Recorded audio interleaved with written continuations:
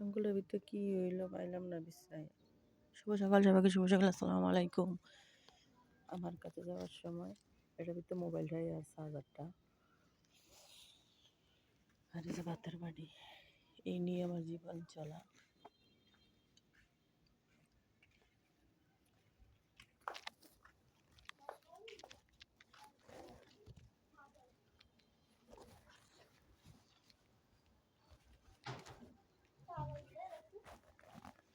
না বোন, কেন যে এখন কটা ভাতই খাম। এখন আর খাবো না।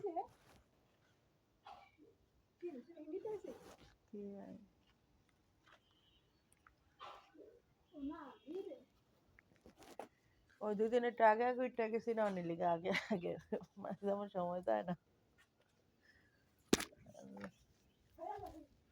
না চা খাবো না অনেক, কালকা গোসো করে নিয়ে যাই। আল্লাহ যদি বাস হায়াতে দেয় তাহলে যে গোসো করতে হইব। হায়াতে দিলই তো ঠিক না, সেকেন্ডের ভরসা আছে। যাইতে পারে, যাইতাছি, তাজা মরও হইতে পারি, কোন স্টেশন আছে। কারণ আজরাইল কখন কোথায় দেখা দিয়া যায়। যদি হায়াতে দেয় আয়া দুপুরবেলা গোসলটা করবো। এই দোকানটাতে যে মাসিমার লগের সেটা মুদি দোকানটা না, এই দোকানটা আমি একটা ফেস ওয়াশ আনছি, একটু ফেনা ওঠে না বেটা।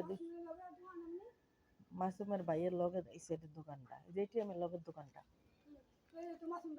হ্যাঁ, এই দোকানটাতে আমি একটা ফেস ওয়াশ আনছি 270 টাকা দিয়া, একটু ফেনা ওঠে না। পরে বেটা দেওয়ার টাইমই কইছে যদি ফেনা না ওঠে আমি আসি, নেন নিয়ে দেখেন।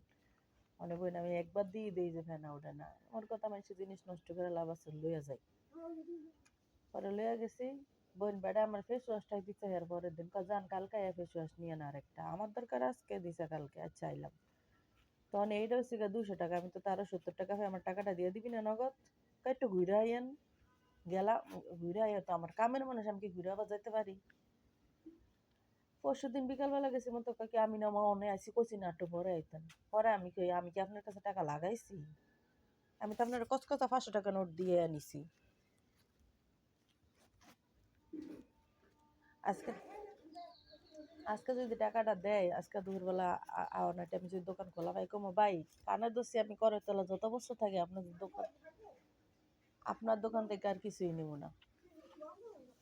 কি এটি?